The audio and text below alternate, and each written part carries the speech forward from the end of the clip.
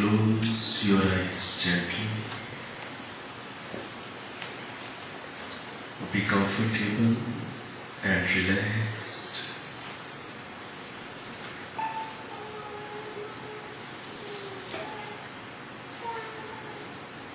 Be aware of present and be non-reactive to all kind of sounds.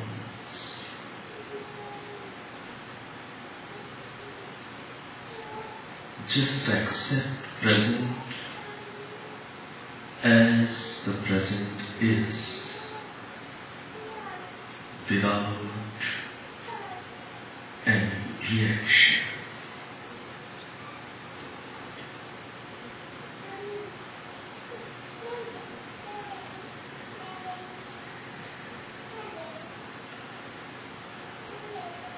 Now sensing your breath inside the nostrils. Inhale deeply and sensing your breath, exhale gently. Repeat this procedure for 2-3 times.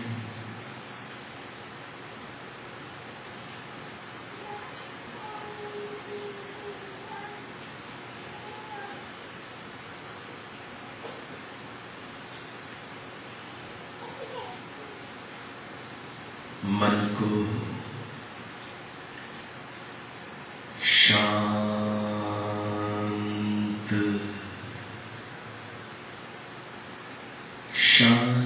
बनाते जाए।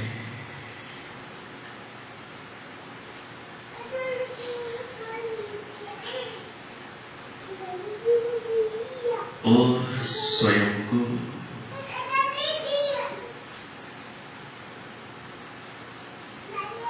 सर्वव्यापक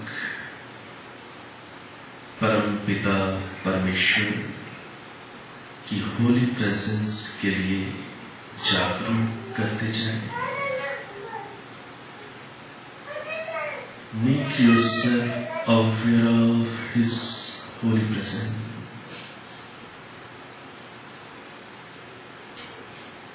अभी और यहीं ईश्वर आपके साथ है। इस सत्य के प्रति जग जाए, इस सत्य को स्वीकार करें।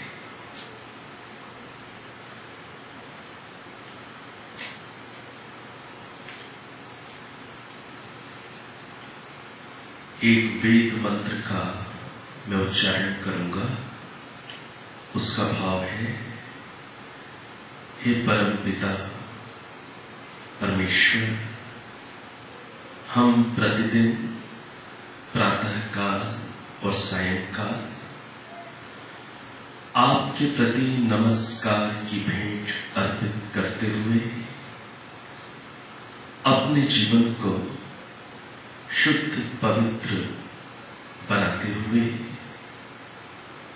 आपकी आज्ञाओं का पालन करते हुए आपको सर्वात्मना समर्पित होते हुए हम आपकी शरण में उपस्थित हैं। हमें स्वीकार करें, हमारा मार्गदर्शन करें। ये भाव है वेद मंत्र का। आप इस प्रकार से शरणागत भाव में स्वयं को लाइए और इसी भाव में स्वयं को रखिए।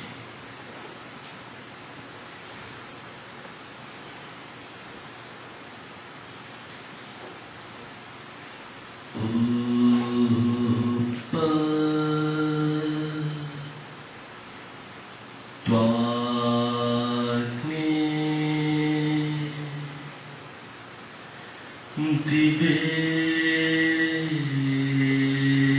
दिवे दोषावस्तर धीरे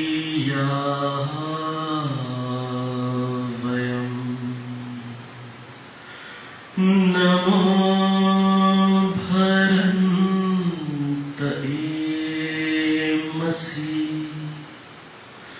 नमो भरन्तएमसि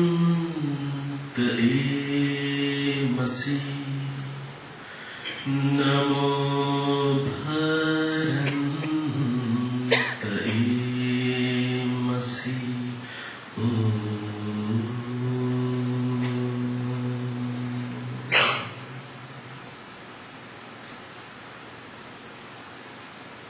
अब आप अपने नेत्रों को खोल सकते हैं।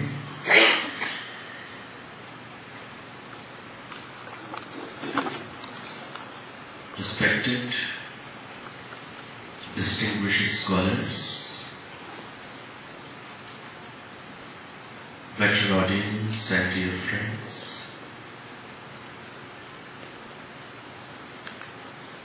भक्ति भाव से भरकर जब भजनों को गाते हैं तब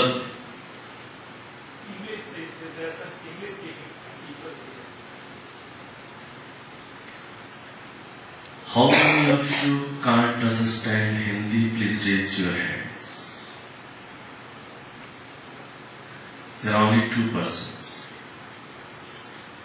So let me allow to speak in Hindi to give my final speech. Kids are here too. They understand Hindi, but it'd be helpful in English too. Okay, I think in last someone will give summary in English. It will be better. I have very less time. तो जीवन के अंदर जब हम भजनों को गाते हैं और भजनों को गाते हुए जब व्यक्ति भाव में भरता है तब क्या होता है? रूपांतरण। तब होता है ट्रांसफॉर्मेशन। जैसे जैसे श्रद्धा के साथ, भावना के साथ आप भजन गाते हैं, भजन सुनते हैं, तो हृदय परिवर्तित होता है, भावनाएं शुद्ध होती हैं और सात्विकता का संचार होता है। और ये वो पल होते हैं जिन पलों में व्यक्ति ईश्वर की अनुभूति के निकट पहुंचता है। और समझना है एक बात को, अच्छे से समझना है। जैसे अग्नि के निकट जब बैठते हैं तो अग्नि का ताप, अग्नि की ऊष्मा, ऊर्जा आपको मिलती है। इसी प्रकार से जब ईश्वर के निकट जब आप इस जागरूकता में आकर के बैठते हैं तो आपको भी ईश्वरीय ऊर्जा, ईश्वरीय शुद्धता मिलती है। लेकिन समझना है एक बात को, ईश्वर का विशेष सहयोग, ईश्वर की विशेष सहायता उस व्यक्ति को मिल जाती है जो व्यक्ति तन से, मन से, वाणी से, धन से, साधनों से जो कुछ भी कहलाता है मेरा, है तेरी ही करुणा का एक कण, तेरी वस्तु तुझको अर्पण। जो कुछ कहलाता है मेरा, है तेरी ही करुणा का एक कण। इस भाव में आकर व्यक्ति तन को, वाणी को, मन को, धन को, साधन को जब ईश्वर की ही आज्ञा में समर्पित कर देता है तो ईश्वर की विशेष कृपा का पात्र हो जाता है। विशेष कृपा उसके ऊपर बरस जाती है।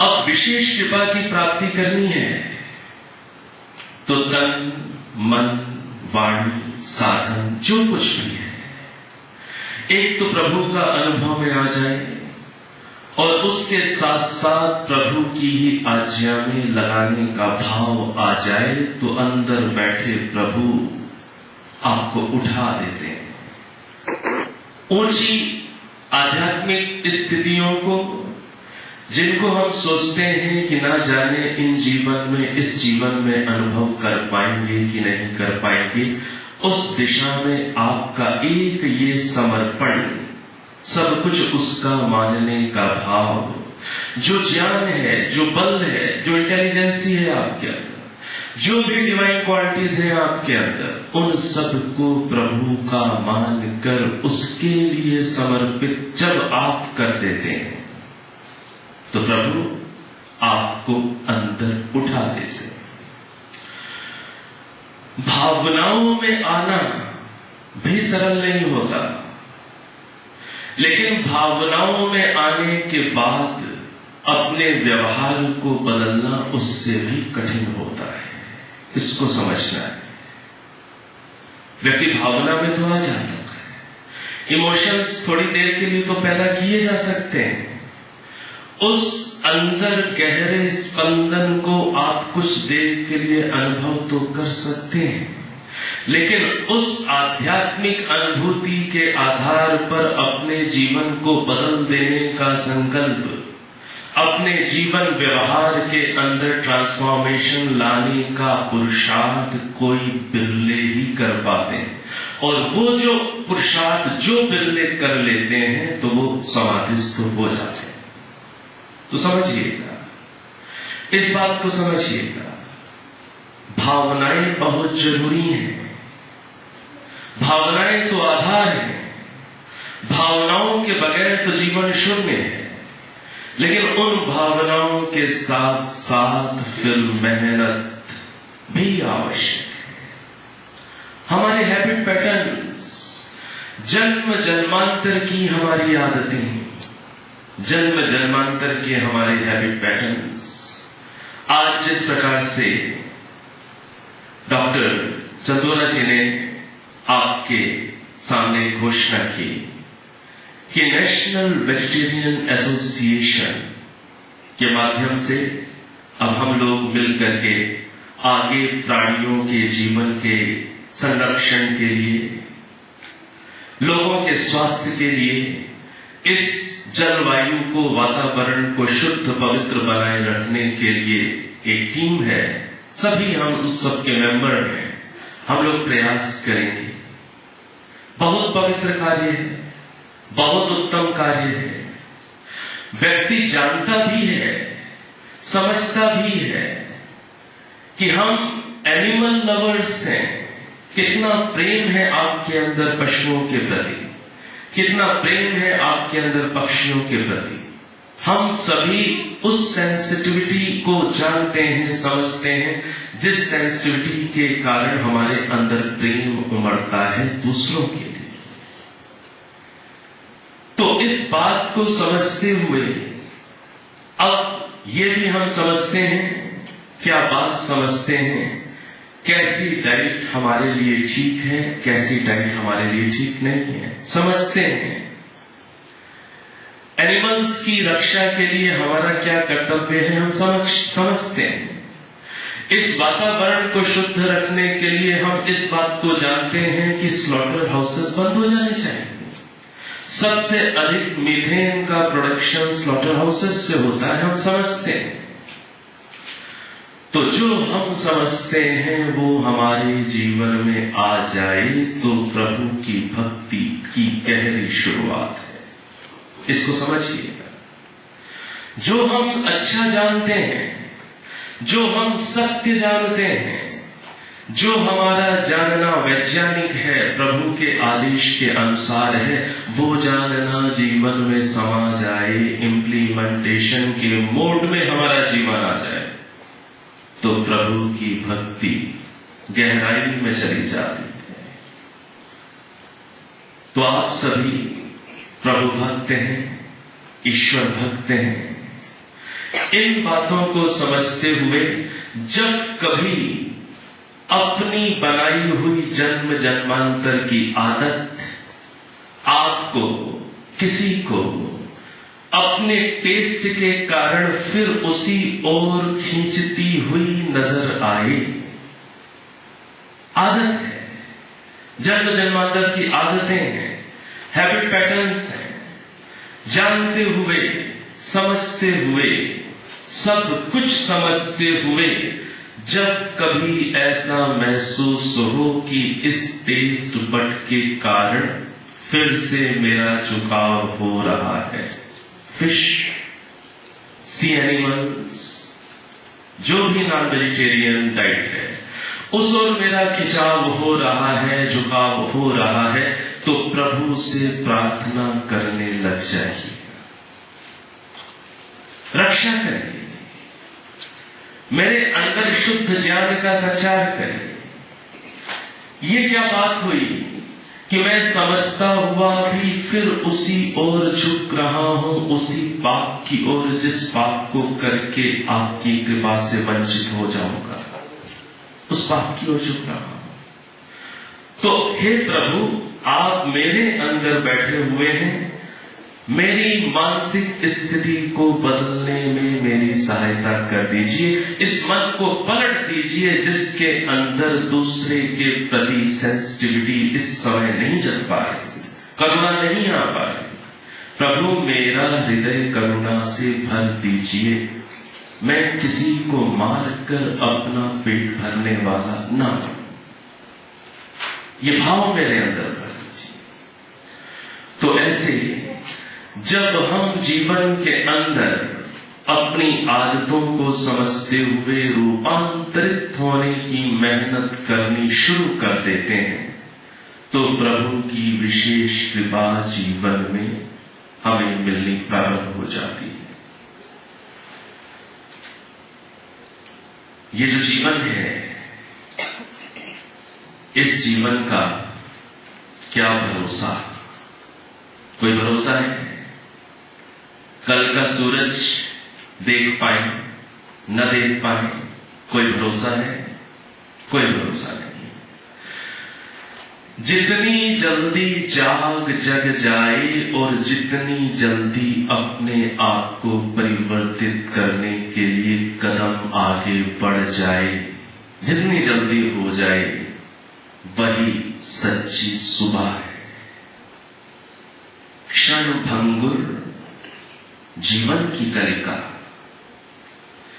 कल प्रातः जानी खिले न खिले, मलयाचल सेवित शीतल मंद सुगंध समीर बहे न बहे, कर काल कुठार लिए फिरता तन नम्र चोट छिले न छिले, जब ले प्रभु नाम अरि रसने पुनि अंत समय में हिले न हिले।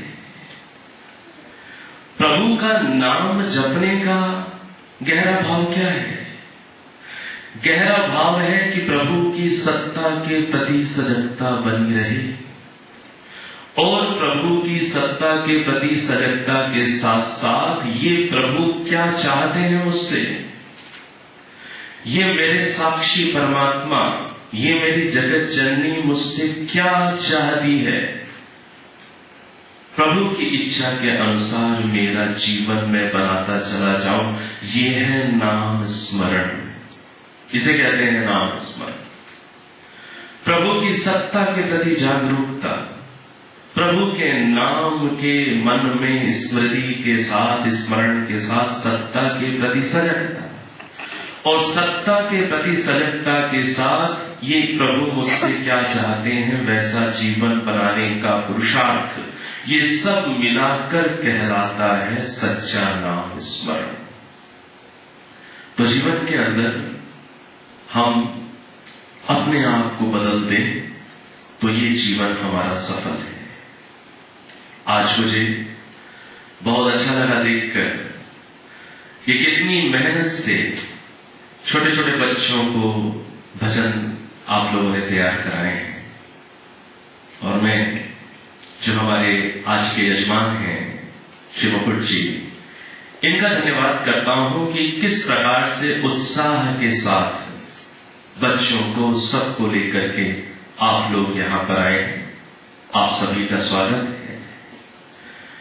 बच्चों का निर्माण होता हुआ देख करके मन प्रसन्नता से भर जाता है, बहुत अच्छा लगता है देखकर।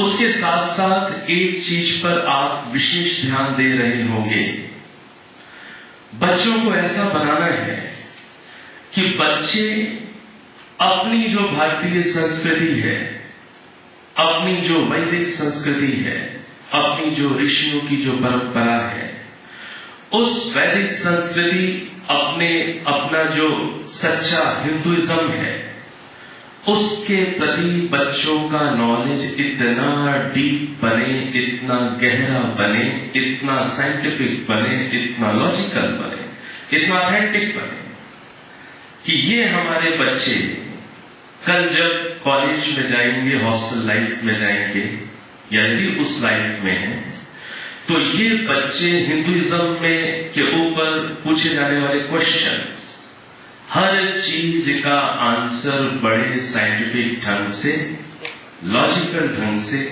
दे सकें और ये सच्चे हिंदुत्व के सच्चे प्रहरी बन सकें। बहुत अच्छा लगता है। तो ये जो बच्चे हैं, इन बच्चों को कैसे बातों को सिखाना है, ऐसी बातों को सिखाना है कि जो बातें कट ना सकें। ईश्वर का स्वरूप ऐसा समझाना है कि जिस स्वरूप को सुन करके सब नतमस्तक हो सके, जिस पर प्रश्न रेस ना हो सके। ईश्वर के भजन ऐसे सिखाने हैं कि जिन भजनों को सुन करके लोग भावना में भर भी सकें और ईश्वर के वास्तविक सच्चे स्वरूप से जुड़ भी सकें। निर्भ्रांत, भ्रांति रहित ईश्वर का ज्ञान, आध्यात्मिक ज्ञान, हमारे सिद्धांतों का ज्ञान, संस्कृति का ज्ञान, इन बच्चों को यदि हम आज देना प्रारंभ कर दें, तो ये बच्चे कल बड़े होकर के आपकी संस्कृति के प्रहरी हैं। और यदि बच्चों का हृदय, बच्चों के कॉन्सेप्ट्स क्लियर नहीं बन पाए, तो होता क्या है? होता यह है कि जब बच्चे बड़े होकर के हॉस्टल लाइफ में होते हैं, कॉलेज के लेवल में होते हैं, और जब अपने फ्रेंड्स के साथ उनके डिस्कशंस चलते हैं, ये नेचुरल है, डिस्कशंस होंगे, आर्ग्यूमेंट्स होंगे, और बच्चा यदि उन आर्ग्यूमेंट्स का आंसर ठीक नहीं दे पाता, उसकी बात कट जाती है, तो बचपन से तब तक सिखाई गई सारी मेहनत पर बच्चा भी सोचता है, मैंने क्या सीखा था, क्यों मैं डिस्कशन में अपनी बात को मैं प्रूव नहीं कर पा रहा, मेरे आर्ग्यूमेंट्स को क्यों कट रहे हैं। तो बच्चों का निर्माण आपको करता हुआ देखकर मन बड़ा हृदय से प्रसन्नता में भरता है। उसके साथ साथ बच्चों को ऐसा सॉलिड बना दीजिए, सिद्धांतों में इतना पक्का बना दीजिए कि ये बड़े होकर के अपने फ्रेंड्स को नहीं, दुनिया को कन्विंस कर सके, और दुनिया को हमारे ऋषियों के चरणों पर ला सके, दुनिया को सच्चा हिंदुत्व समझा सके। हमारे दर्शन, हमारे उपनिषद, हमारी गीता, हमारा महाभारत, हमारी रामायण, हमारे ये महापुरुष और सच्चे ईश्वर, इनसे जोड़ सके। ऐसा बच्चों को रेज करने से हमारी आत्मा आप सबकी संतोष से भर जाती है। तो इस प्रकार से जीवन के अंदर हमने जो ठीक जाना, ठीक समझा, उसे जीवन में लाने का पुरुषार्थ हमें प्रभु की कृपा का पात्र बना देता है। मैं जानता हूं समय थोड़ा है, लेकिन मैं चाहता हूं कि आए हैं इतनी दूर से पूरी अपनी भजन मंडली के साथ, तो उन्हें सुनने का भी हमें अवसर जरूर मिले। और जब भजन का ही माहौल है तो भाई हम भी कुछ सुना दें, ठीक है? तो कुछ चीजें, एक तो इस चीज को समझें कि ये जीवन जो आज ईश्वर की कृपा से इतना सुविधाओं से परिपूर्ण है, इतना सुंदर है, ये एक समझ बन जाए, एक दिन इस जीवन की भी सांझ आएगी। इसको समझिएगा, ये समझ यदि बन जाए, जीवन अब चमके एक दिन होगी सांझ रे, जिसकी गोद में अंत बसेरा, उस मां को मत भूल रे, जिसकी गोद में अंत बसेरा, उस मां को मत भूल रे। ईश्वर की कृपा से ये जीवन जो इतना अच्छा मिला है, ये याद रह जाए, सांझ आएगी, और सांझ आने के बाद सब यहीं छूट जाता है। छूट जाता है कि नहीं छूट जाता? छूट जाता है ना, छूट जाता है। ये जो चीज छूट जाती है, इस छूट जाने वाली चीज में इतना आसक्त मैं रह जाऊं कि मैं उस मां को ही भूल जाऊं जो मेरे साथ है, उस मां को ही स्मरण करने का समय ना निकाल पाऊं। किसके लिए? जिस चीज ने छूट जाना है, और छूटना जरूर है, सांझ आनी जरूर है। तो बस इतनी सी इंटेलिजेंसी रह जाए कि जिसका संग सदा है, जो अभी हर पल संग है, और जिसके ही संग आगे की यात्रा होने वाली है, बस उसके संग को आप बिल्कुल माइनर मत बना देना, भूल मत जाना। इतनी सी जागरूकता कि मां की गोद में रहते हुए इस जीवन को जीने का अभ्यास मुझे करना है। क्या अभ्यास करना है? मां की गोद में रहते हुए जीवन के कर्तव्यों को निभाने का अभ्यास करना है। इतना सही तो करना है। बच्चों का लालन पालन पोषण, उन्हें प्रेम, उन्हें गले से लगाना, सब करना है। लेकिन बस इतनी याद रह जाए कि मैं खुद मां के गले पड़ा रहूं, बस इतनी याद रह जाए। तो ईश्वर को स्मरण करने के लिए, ईश्वर की स्मृति को अपने अंदर स्थापित बनाए रखने के लिए आप लोग भक्ति करते हैं। कुछ समय जरूर ध्यान के लिए निकालते रहें, उसमें बैठते रहें, जिससे आपकी ये स्थिति बने और मृत्यु काल के समय भी इसी भाव में हमारा प्रयाण हो सके। इस चीज को अच्छे से समझिए। केवल ओम नाम लेने से नहीं होता काम, ओम नाम के साथ वो अंडरस्टैंडिंग भी चाहिए। उस प्रेजेंस के लिए आपकी जागरूकता चाहिए। उस जागरूकता का अभ्यास हम और आप ऐसे ही जीवन में बनाते हुए अगले जीवन में, और अगले जीवन में क्यों, मुक्त होने की तैयारी हम लोग करते रहें, तो ये जीवन सफल है। तो जैसे जैसे व्यक्ति समर्पण करता जाता है, वैसे वैसे व्यक्ति को ईश्वर के नाम में रस आने लग जाता है। कई बार लोग बोलते हैं रस नहीं आता, प्रेम बड़ा पैदा करना पड़ता है, हो नहीं रहा पैदा, बड़ा जोर लगाना पड़ता है। जब कभी जोर लगाना पड़ रहा हो प्रेम के भाव को लाने के लिए, तो समझिएगा कि अभी समर्पण घटा नहीं, अभी समर्पण बन नहीं पा रहा। तो समर्पण करिए, इस सत्य को समझिए कि सब प्रभु का दिया हुआ है। ये सांसें, ये जो हृदय की धड़कनें, ये जो कुछ भी है, सब प्रभु का दिया हुआ है। जितना आप इसको समझने में समय लगाएंगे, जितनी जितनी ये समझ बनेगी उतना उतना समर्पण आएगा, और जितनी जितनी ये समझ बनेगी कि ये सब उसी की कृपा से हो रहा है, उतना उतना प्रेम आएगा, और उतना उतना प्रेम आएगा तो फिर आप गाएंगे, मुझे रास आ गया है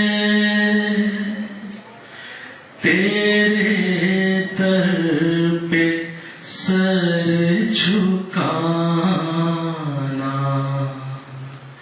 मुझे रास आ गया है तेरे दर पे सर झुकाना, तुझे मिल गया पुजारी, मुझे मिल गया ठिकाना, तुझे मिल गया पुजारी, मुझे मिल गया ठिकाना, मुझे रास आ गया है तेरे दर पे सर झुकाना,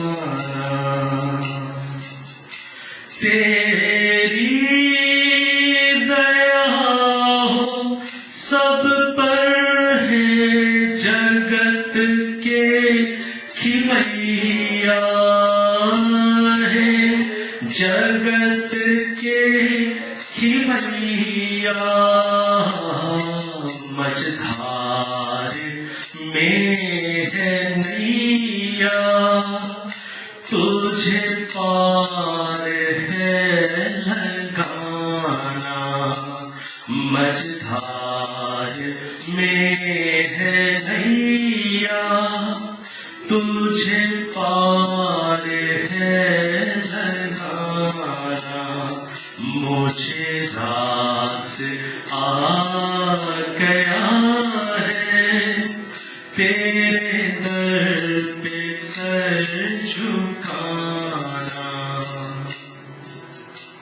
जो भक्त है, भक्त कभी कभी सोचता है, क्या सोचता है कि पहले तो भाई कोई पूछता ही नहीं था, पहले तो कोई जानता ही नहीं था कि भाई कौन है क्या है, पहले तो कोई पूछता नहीं था, पहले तो कोई जानता नहीं था, कोई इंपॉर्टेंस ही नहीं थी।